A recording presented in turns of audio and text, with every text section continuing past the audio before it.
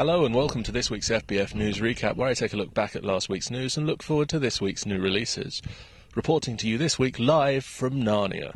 So this week we've got a couple of new releases coming out. BlazBlue Calamity Trigger comes out for the PSP Essentials selection. Catherine. Fallout New Vegas Ultimate Edition. Jagged Alliance back in action. Kingdoms of Amalur Reckoning. Mario and Sonic at the Olympic Games 2012 on the 3DS, and The Darkness 2. And now, the news.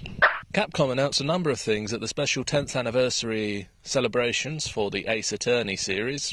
First, and possibly biggest of all, is that Ace Attorney 5 is in development, and they released a logo for the game.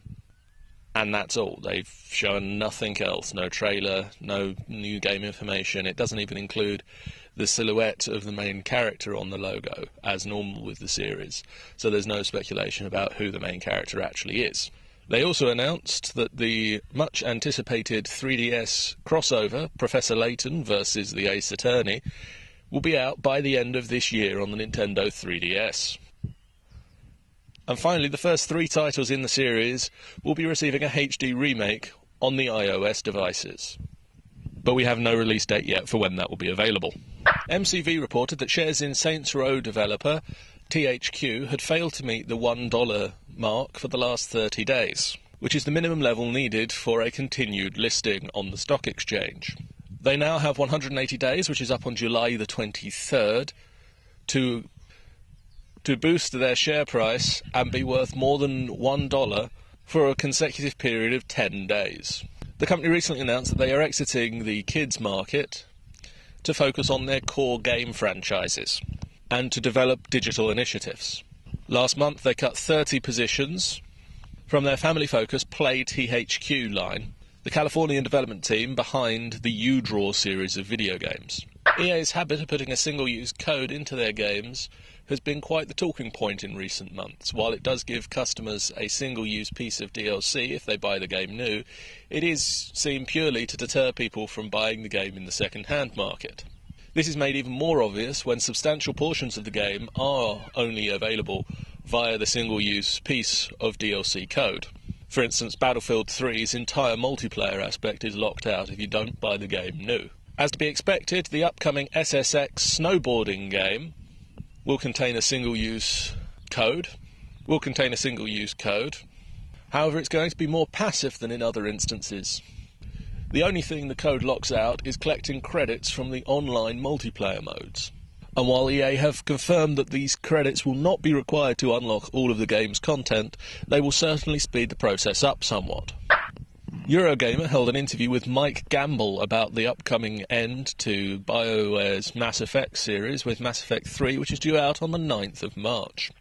Mass Effect has always been explained as a trilogy, and with the Reaper threat landing in Mass Effect 3, it's always been expected to have an explosive end.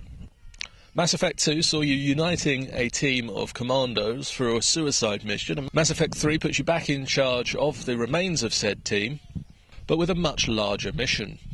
Rather than recruiting individuals, you're recruiting entire races and factions, which is obviously majorly altered by your escapades over the previous games.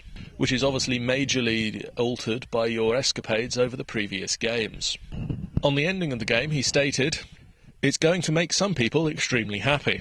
It's going to make some people angry. But that's part of it, right? To invoke the emotion, putting some of these stories to bed will naturally bring up. I honestly think the player base is going to be really happy with the way we've done it. You had a part in it. Every decision you've made will impact how things go. You'll get answers to everything. That was one of the key things. Regardless of how we did everything, we had to say, yes, we're going to provide some answers to those people." As rumoured earlier this year, Kaz Hirai will be taking over the CEO position of Sony as Howard Stringer's 3-year plan is coming to an end. Sir Stringer will be stepping down from the position and handing over the keys amicably to Kaz Hirai on April the 1st. Kazuyo Hirai is best known for his role in the marketing of the PS2, PSP and PS3, and his sincerity during the announcements, despite his lack of a shouting voice, making him a memorable part of the company. Since his time working with the PS2 team back in 2006, every company reshuffle has seen him gain promotion after promotion.